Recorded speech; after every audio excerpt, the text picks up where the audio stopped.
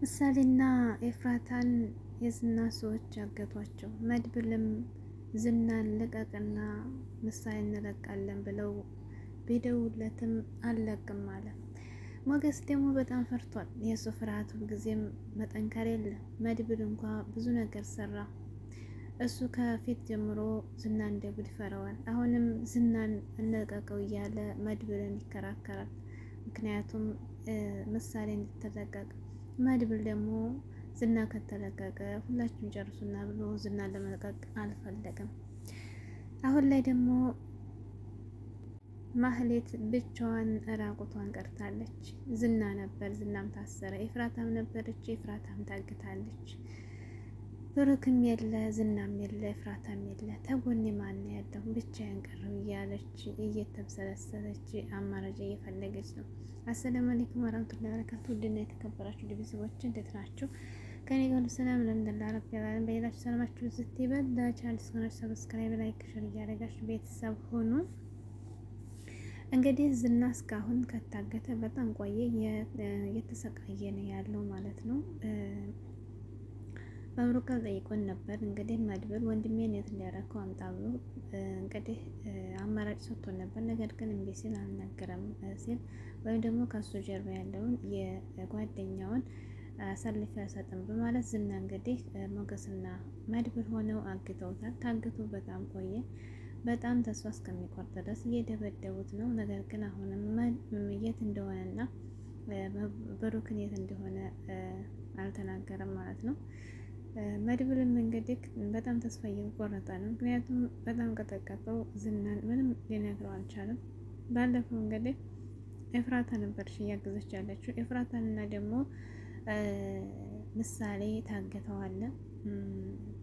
የዝና ሰዎች ወይም ደግሞ ከዝና ጎን ሆነ የሚሰሩ ሰዎች ዝናን ታለቀክ ብለው ኤፍራታንም አግተዋታል። እንዲሁም ምሳሌም ታግታለች ማለት ነው።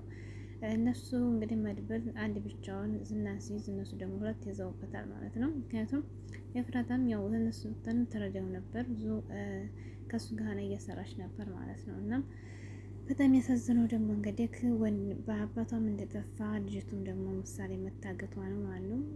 እንግዲህ ቅድስትን ብቻዋን እንግዲህ በጣም አዝናለች። ቃል ገብቶላት ነበር ምሳሌ ይዣት እመጣለሁ ብሎ ቃል ገብቶላት፣ ቅድስትን ቤት ውስጥ እንግዲህ ሽርን ጉድ ብላ መምጫዋን እየጠበቀች እና ተዘጋጅታ እየጠበቀች ነበር። ዳታና ሞገስም ወደ ቤት መጥተው ምንድነው የሽርን ጉድ ዝግጁ አለለ ሲሏት እንግዲህ መድብል ዛሬ ምሳሌ ይዟት እንደሚመጣ ቃል ገብቶልኛል በእርግጠኝነት ትመጣለች ብላ ሸኘቻቸው ማለት ነው። እነሱም እንግዲህ እንደማትመጣ ውስጣቸው ያውቃል። ነገር ግን መድብል ደግሞ ቃል ገብቶልን ነበር ለቅድስት ማለት ነው። ግን ቃሉን ሳያከብር ወደ ቤት ባዶ እጁን መጣ ማለት ነው። ወደ ቤት ሲመጣ ደግሞ ቤት ውስጥ የተዘጋጀውን ዝግጁ ሲያይ በጣም ውስጡ ተረበሸ። ምክንያቱም ለቅድስት ቃል ገብቼላት ነበር እና ቃሌን አፈረስኩኝ፣ እዚህ ቤት ማደር አልችልም ብሎ ሄዶ ዝና ታገተበት አደረ ማለት ነው። ዝናም ተስፋ ቆርጧል በጣም። ዛሬ ደግሞ ከኔ ጋር ደርሳ ቤቷን ለቀንዴ እያለ ተስፋ ቆርጫለሁ፣ ባከነስ ምሳሌን አድናት፣ ምሳሌ ደግሞ ተድነው የስለቀቅ ነው እያለ ዝናም ደግሞ መድብል ለመነው ማለት ነው። ሞገስም መጥቶ እንግዲህ አማራጭ ነገር እያወራ ነበር። አማራጩ ምንድን ነው? ዝና ይለቀቅና ምሳሌ ተለቀቅ፣ ከዚያም በኋላ እኔ ሉላን ወደ ገጠር ይዤ እሄዳለሁ፣ አንተና ምሳሌ ደግሞ ወደ ንወት ትጠፋላችሁ እያለ ነበር ማለት ነው። እንደውም መድብል ጅነህ እንዲያንተ ቆይ እንደዚህ የምታስበው ብሎ እያለው ነበር። ምክንያቱም ወዴት ነው የምጠፋው? ወዴትም አልጠፋው እንዲመትቼ እጋፈጣለሁ እያለው ነበር። መድብል ባይዞይ በጣም ጀግና ነው ማለት ነው። ሞገስ እንግዲህ እስካሁን እየፈራ ነው፣ ምንም ጥንካሬ የለውም። ምክንያቱም ዝና ከዚህ ቢለቁት አሁን አይለቃቸውም። እንደዚህማ በጣም ጎርተውት እንደዚህ ዝከን ያክል አሰቃይተውት አንድ በአንድ ነው የሚጨርሳቸው እንጂ ምሳሌን ስትወት በሰላም አያኖራቸውም ማለት ነው። እና ሞገስ እንዴት እንደሚያስብ አላውቅም። ያው ፍርሃቱ ነው። እንዲሁም ደግሞ ማህሌት አሁን ላይ እንግዲህ ተጎኗ የለም ማለት ነው። በዛ ላይ ገንዘቧን ጨርሳለች ማለት ነው። ኤፍራታ ነበረች ያው ገንዘብ ገና ታገኛለች እያለች ወይም ደግሞ ከዝና ብር እየተቀበለች እንግዲህ ኤፍራታ ነጋ ነበር ተቀመጣችው። ኤፍራታም እንግዲህ ዝና አለበትን ታውቂያለሽ፣ አንደኛ አንቺን ኤፍራታ ስለሆነች ወጥመድም የጨመረችው አንቺ ታውቂያለሽ ተናገሪ ተብላ ታግታለች ማለት ነው። ማህሌትም ደግሞ አጋቸው አንድ ሆናለች፣ ተስማምታለች ማለት ነው። አሁን ላይ እንግዲህ ማህሌት ያሰበችው ማንም ከጎኗ ስለሌለ ብቻዋን እንግዲህ ብር ስለሚያስፈልጋት የዝናን የስራ ባልደረባ እሱን ለማጥመር ነው እንግዲህ ለመቅረብ ነው የተዘጋጀችው ማለት ነው። እሱም ደግሞ በጣም ታቋጭና የወንጀል በቀል የማይቀርቡት ሰው ነው ማለት ነው። ማለት እንደዚህ እንግዲህ ከሰው ጋር